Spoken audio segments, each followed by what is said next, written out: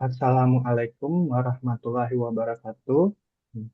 Perkenalkan, kami dari kelompok 2 akan melakukan presentasi tentang progres dari tugas besar kami dengan mata kuliah Sistem Manajemen Basis Data dengan dosen pengampunya itu Bu Syifa Nurgaida.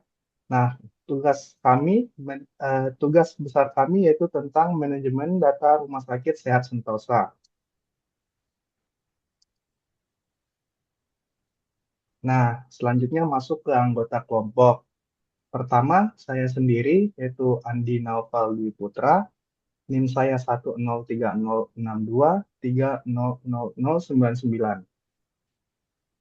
Dan saya Abiu Aryasena dengan NIM-nya 1030 623 085. Lalu ada saya, Fazli Radika, dengan nomor NIM 1030 623 00092.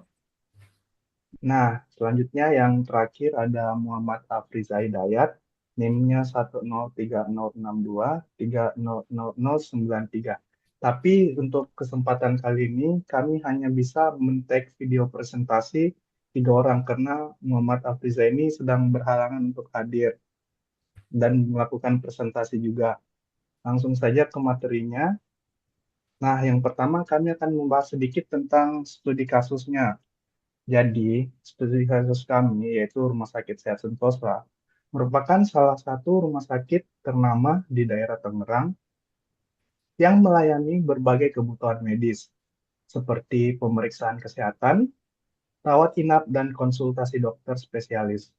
Untuk meningkatkan efisiensi pelayanan dan juga mendukung kinerja tenaga medisnya, rumah sakit ini tengah mengembangkan sistem manajemen rekam medis. Nah, sistem ini dirancang untuk mencatat dan juga untuk mengelola seluruh informasi medis dan juga transaksi pasien selama proses perawatan, berguna untuk menciptakan pelayanan yang lebih cepat, tepat, berintegrasi, dan juga efisien tentunya. Nah, selanjutnya ada entitas dan atribut. Yang pertama ada entitas pasien yang beratribut ID pasien, nama, tanggal lahir, jenis kelamin, alamat, dan juga nomor telepon. Yang kedua ada resep obat yang beratribut ID obat, ID pasien, dan juga dosis. Selanjutnya ada entitas dokter yang beratribut ID dokter, nama, spesialisasi dari dokter tersebut, kemudian jadwal praktik. Kemudian entitas obat, yaitu atributnya ID obat, nama obat, jenis obat, dosis obat, harga satuan, stok obat, dan juga ID dari dokter. Kemudian ada entitas layanan yang beratribut ID layanan, nama layanan, dan juga biaya. Kemudian ada entitas asuransi, yaitu ID polis, nama asuransi, jenis asuransi, jumlah asuransi, dan juga ID pasien. Kemudian tagihan, ada nomor rekam medis, nama, tanggal lahir, jenis kelamin, nomor telepon, riwayat penyakit, dan juga alergi obat. Kemudian ada administrasi, yaitu ID pasien, nomor rekam medis, nama, tanggal lahir, jenis kelamin, nomor telepon, riwayat penyakit, dan alergi obat. Kemudian ada lunas, yaitu ID lunas, tanggal pelunasan, jumlah ID tagihan, nomor poli asuransi, yaitu ID polis, tanggal pembayaran, status jumlah dibayar, jadwal pemeriksaan, ID pemeriksaan, tanggal waktu, ID pasien, ID dokter, dan yang terakhir ada info layanan, yaitu ID layanan dan juga ID pasien. Tapi maaf sebelumnya, sepertinya di sini ada kesalahan penulisan, yaitu di bagian tagihan. Nah, baik selanjutnya akan masuk ke bagian progress entity relation diagram kami yang akan dijelaskan oleh Fazli Radika. Oke, terima kasih Andi. Sekarang saya akan menjelaskan entity relation diagram dari kelompok 2 yang kami bikin. Nah, jadi tuh yang pertama-tama ada dari pasien ketagihan. Jadi kalau dari pasien ketagihan itu setiap pasien dapat memiliki lebih dari satu tagihan. Namun, setiap tagihannya hanya milik satu pasien. Lalu ada eh, dari pasien ke layanan, many to one. Jadi, satu pasien dapat mengikuti banyak layanan dan satu layanan dapat diberikan kepada banyak pasien. Selanjutnya, layanan kepada tagihan. Kardinalitasnya itu many to one. Jadi itu artinya beberapa layanan dapat digabungkan ke dalam satu tagihan. Tapi satu tagihan hanya untuk satu grup layanan, tidak menyebar ke tagihan yang lain. Lalu ada tagihan kepada lunas, dengan kardinalitasnya itu one to one, atau setiap tagihan hanya milik satu status pembayaran, sudah lunas ataupun belum. Dan satu entry lunas mengacu pada satu tagihan. Lalu ada pasien kepada dokter dengan kardinalitas many to many. Seorang pasien dapat diperiksa oleh lebih dari satu dokter, dan juga dokter dapat memeriksa lebih daripada satu pasien.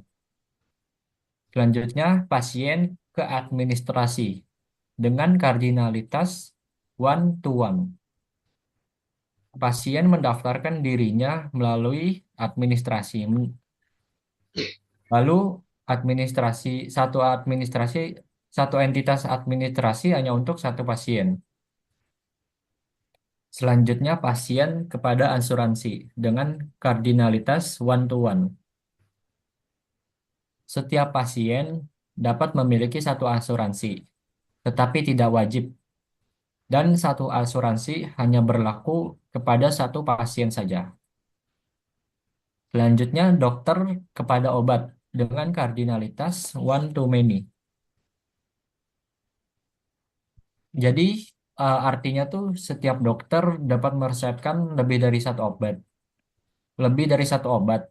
Namun setiap obat hanya diresepkan oleh satu dokter. Selanjutnya obat kepada pasien. Kardinalitasnya ini many to many. Yang artinya ya banyak satu pasien bisa menerima nol atau lebih obat. Dan satu obat bisa diberikan kepada nol atau lebih pasien. Tergantung resep yang dibuatkan oleh dokternya. Lalu selanjutnya ada asuransi kepada nomor polis asuransi dengan kardinalitas one to one. Artinya itu setiap data asuransi hanya memiliki satu nomor polis dan setiap nomor polis hanya berkaitan dengan satu data asuransi. Hal ini berhubungan karena sifatnya eksklusif satu dengan satu. Lalu selanjutnya ada nomor polis asuransi kepada layanan dengan kardinalitas one to one. Satu nomor polis hanya digunakan untuk satu layanan dan satu layanan bisa diklaim oleh satu nomor polis. Selanjutnya dan yang terakhir itu nomor polis asuransi kepada tagihan dengan kardinalitas one to one.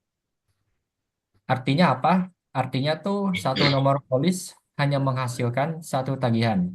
Oke? Jadi satu nomor polis hanya menghasilkan satu tagihan. Dan juga satu tagihan hanya berkaitan dengan satu nomor polis. Mungkin sekian saya sudah menjelaskan rincian dari IRD yang kami buat. Selebihnya akan dilanjutkan oleh teman saya, Abiyu Aryasena. Waktu dan tempat saya persilahkan.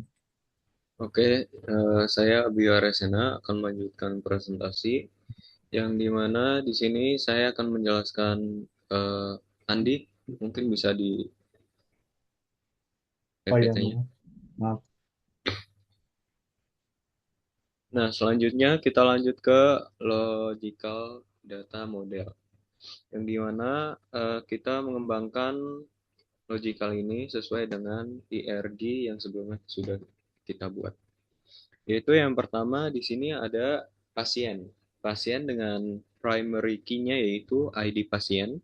Kemudian ada nama, tanggal lahir, jenis kelamin, alamat, dan nomor telepon. Kemudian setelah itu pasien itu kita harus administrasi dulu. Administrasi yang dimana di sini ID pasien juga menjadi primary key. Kemudian ada nomor rekam medis juga, nama, tanggal lahir, jenis kelamin, nomor telepon, riwayat penyakit, dan alergi obat. Nah, kemudian setelah itu pasien juga akan mengecek asuransi, apakah dia ada asuransi atau tidak. Nah, jika ada, maka otomatis dia akan mempunyai nomor polis asuransi. Yang pertama itu dari pasien ke asuransi terlebih dahulu. Tentunya di sini ada ID pasien juga sebagai primary key. Ada jumlah asuransi, jenis asuransi, nama asuransi, dan tentunya ada ID polis juga sebagai primary key. Sebelum kita membahas ke nomor polis, mungkin kita bisa ke jadwal pemeriksaan dulu, yang dimana jadwal pemeriksaan ini digunakan sebagai asosiasi dalam menghubungkan antara pasien dan dokter. Jadi di jadwal pemeriksaan itu terdapat ID pemeriksaan, tanggal waktu, ID pasien, dan ID dokter. Yang dimana ID dokternya ini sebagai foreign key dan ID pasien juga foreign key. ID pemeriksaannya itu primary key. Kemudian lanjut ke dokter. Di sini menghubungkan antara ID dokter primary key, kemudian ada nama dan spesialisasi, kemudian ada jadwal praktik juga. Nah, dokter ini bisa memberikan obat kepada pasien jika membutuhkan. Nah, jika tidak membutuhkan, maka dokter tidak akan memberikan resep obat maupun obatnya tersebut. Nah, kemudian dari dokter lanjut ke obat. Yang pertama itu di sini ada ID dokter sebagai foreign key, kemudian ada stok obat, harga satuan, dosis obat, jenis obat, nama obat, dan ID obat. Nah, di sini ID obatnya itu sebagai primary key. Lanjut, setelah dokter menentukan bahwa ternyata si pasien ini membutuhkan obat, maka dia juga akan lanjut ke resep obat. Nah, di sini resep obat ini berfungsi sebagai asosiasi juga, karena pasien ke obat itu many to many, yang dimana resep obat di dalam resep obat itu terdapat ID obat yaitu sebagai primary key dan juga foreign key-nya. Kemudian ada ID pasien sebagai foreign key, dosis dan mungkin ini ke double. Next saja langsung. Kemudian setelah itu kita masuk ke layanan. Nah, di sini layanan ini info layanan ini juga menghubungkan sebagai asosiasi antara pasien dan layanan. Jadi yang dimana ID pasien sebagai primary key di kolom pasien, kemudian menuju info layanan sebagai foreign key-nya, tapi belum ditulis keterangannya. Di info layanan ini, kemudian ID layanan juga bersifat sebagai foreign key, yang nantinya akan menghubungkan dari pasien ke layanan. Nah, di layanan ini terdapat ID layanan, yaitu sebagai primary key, tentunya, dan ada nama layanan serta biaya. Nah, setelah itu kita masuk ke dalam, sudah semua, oke, ke dalam tagihan. Nah, di tagihan ini itu terdapat suatu ketentuan. Jadi yang dimana tidak semua layanan itu bisa menggunakan nomor polis asuransi. Jadi ketentuannya di sini, jika pasien menggunakan asuransi, maka ia akan menghasilkan nomor polis asuransi yang kemudian nantinya akan langsung ke tagihan, ke tahap tagihan. Nah, Di sini layanan juga akan masuk ke tahap tagihan. Nah, di situ baru akan muncul tagihan jika menggunakan asuransi atau tidak. Dari nomor polis asuransi itu sendiri ada ID polis sebagai primary key dan foreign key. Kemudian ada tanggal pembayaran, status, jumlah yang dibayar. Kemudian lanjut ke tagihan. Nah, di sini ada layanan juga, ID layanan sebagai primary key. Tadi sudah. Di tagihan ini ada tentunya ada ID polisnya. Kemudian nomor polisnya. Kemudian ada ID tagihan sebagai primary key. Kemudian ada ID layanan juga, harga obat, layanan medis, jasa dokter, ID pasien, biaya layanan, dan status pembayaran. Jadi di tagihan ini tuh bersifat sebagai final dari semua kegiatan yang sebelumnya sudah dilakukan, yaitu mencakup pembayaran, seluruh pembayaran seperti itu. Setelah itu, dari tagihan ini, jika konsumen melakukan pembayaran, maka akan lanjut ke tahap lunas. Yang dimana dengan ID tagihan yang sebelumnya um, yaitu merupakan primary key, di sini juga di tahap tabel lunas, ID tagihan sebagai primary key, ini typo, dan jumlah, tanggal pelunasan, serta ada ID lunas atau sebagai di sini sebagai primary key. Mungkin itu saja penjelasan logical data modeling dari saya. Saya serahkan kembali kepada Andi.